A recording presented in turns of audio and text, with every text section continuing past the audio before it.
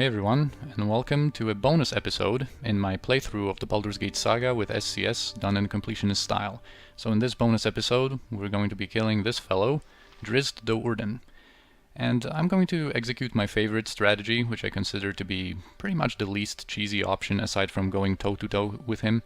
Of course you can go toe-to-toe with him, but it's generally something for higher level parties and parties that have some gear, or certain party compositions, like for example if you have a Dwarven Defender, obviously it's going to be much easier tanking Drizzt in a party like that.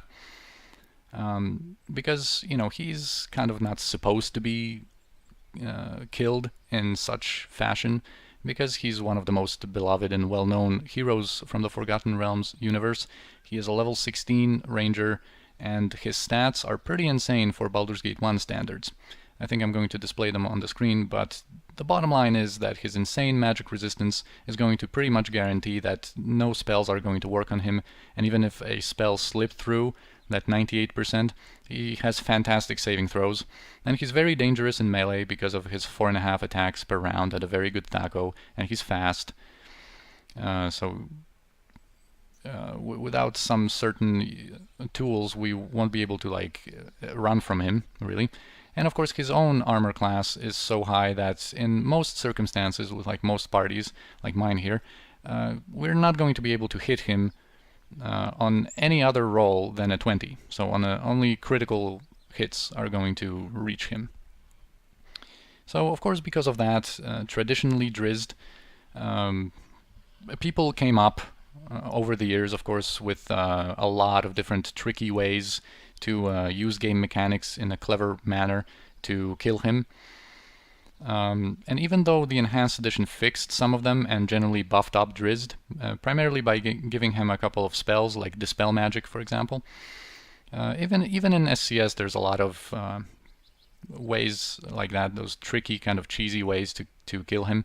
So we're not going to do any of that. We're not going to use any dialogue exploits, or we're not going to block his path with removed party members, or we're not going to use this lake as a pathfinding obstacle so he gets stuck on one side of it and can't do anything.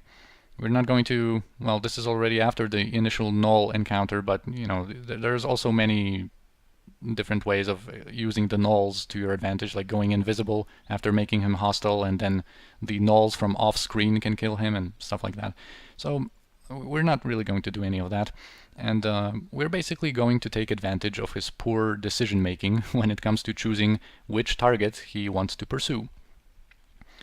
And another advantage of this strategy, I guess, is the fact that you can do it pretty much straight out of Candlekeep, because the only resources that you don't even need them if you want to rely on saving throws, but if you want to have a foolproof method, I guess, of doing this, you only need this Oil of Speed that we can get, of course, right outside of Candlekeep when Imoen approaches us. She has one Oil of Speed, and on the same map, of course, Montaron has another one of those. Of course, if you have Boots of Speed or the access to the spell Haste, this is even easier. And the other ingredient to this strategy, or the component, is this Potion of Clarity that we can of course get in Candlekeep inside Winthrop's Inn in one of the chests on the second floor. And that's pretty much it. You can, by the way, compared to the episode where I left off when I made this save, I also went to Baragost and I bought some throwing daggers for Kirinai and for Sinashira here, and I also went to this area east of Nashkel to pick up this Wand of Monster Summoning for Dinaher, and as you can see we have 5 Hobgoblin Archers spawned by this wand, and it's not necessary at all to use it, it's just going to speed up the process. So yeah, I think that's it. We can basically go in, and we're going to kite Drizzt while being immune to his tricks. That's the bottom line. And we're going to do this with a mage, with Dinaher, for 2 reasons. First of all, as a mage, she wouldn't really contribute much in a fight. She only would have 1 attack with her sling, and her strength is not good enough to even, give her any bonuses to the damage of slings or throwing daggers if she were to use some throwing daggers. And the second reason is that we might need her saving throw versus spell, which as a mage she has a good one. Because I don't think it's the doing of Enhanced Edition. I think it's basically SCS's. Whenever you freshly install SCS, you know, the spells that different characters get are randomized, and he doesn't always have Entangle, I think, but I think it's because of SCS that sometimes he can have Entangle memorized, and he might want to cast one Entangle. And Entangle is pretty easy to save against because it gives you that +3 bonus to save against, plus she has a decent save versus spell as a mage, so that's why she's going to do it.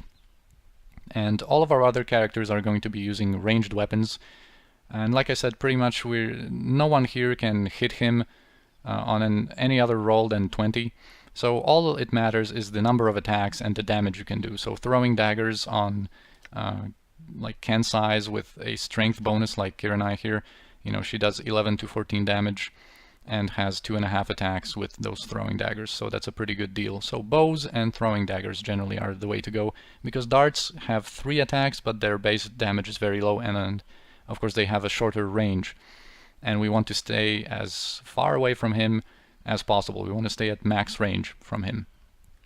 Yeah, fine. And I think that's pretty much it. So first what I'm going to do is I'm going to cast some buffs on Dinaher to incentivize Drizzt to cast Dispel Magic on Dinaher first, which is something that he's likely to do.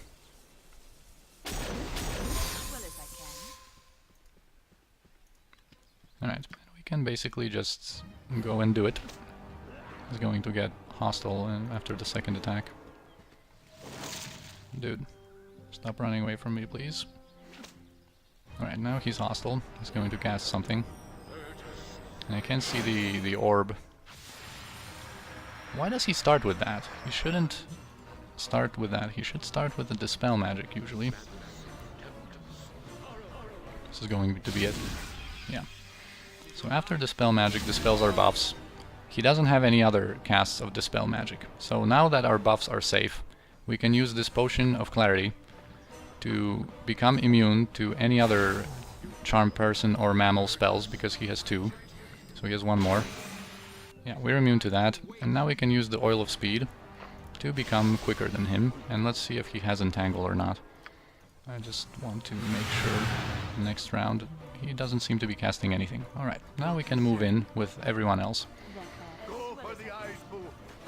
And just keep kiting him in a circle like that, while staying max range from him.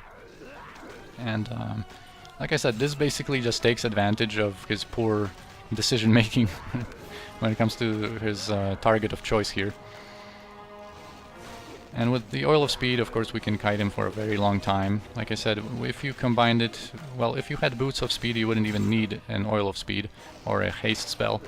Having haste here is nice because you can haste your own guys to give them another attack per round, which is pretty good. But yeah, with Boots of Haste, you don't even need that Oil of Speed. You're going to be fast enough to keep kiting him like that, without any additional tools. So as you can see, we are getting some crits here and there. He also has this 30% physical resistance, so our damage is not too impressive. But yeah, he's getting hit. Like I said, these Hobgoblin Archers, yeah, that now despawned, you know, just speed up the process a little bit, because you have 5 more guys having, you know, 2 attacks per round. So it's just a little bit quicker if you can have those. They can probably provide some damage.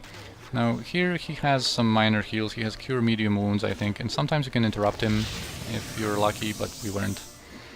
So he managed to cast that, but it's not a big deal. He's still injured, so it's just going to take a little bit longer to kill him because he got that cast off successfully. You have to. The only thing that you have to make sure here not to do is to kite him too close to your ranged guys. Oh, and have her. She just ran out of throwing knives. Senashira has less attacks, so she still has 7, but let's make sure that doesn't happen.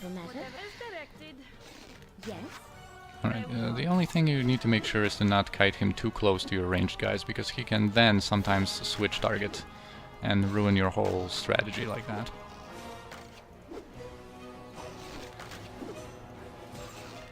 And that's pretty much it. It's not any super, you know, innovative strategy or anything like that. This is just something that you would, you know, you can come up with something like that on your own. It's not anything that I deem to be very clever or whatever.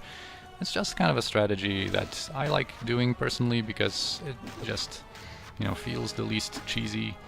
You're not really exploiting game mechanics by, like, you know, trapping him in a circle of party members that you've removed from your party or something like that. You know, it's just something that, you know, it's not really fighting him toe to toe, of course, but it's something that feels the least exploitative. But I don't really want to make this a focus of, you know, this video or whatever.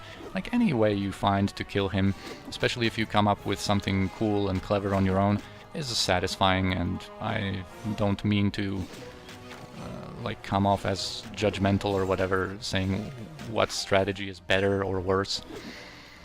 It's just kind of how I like to kill him.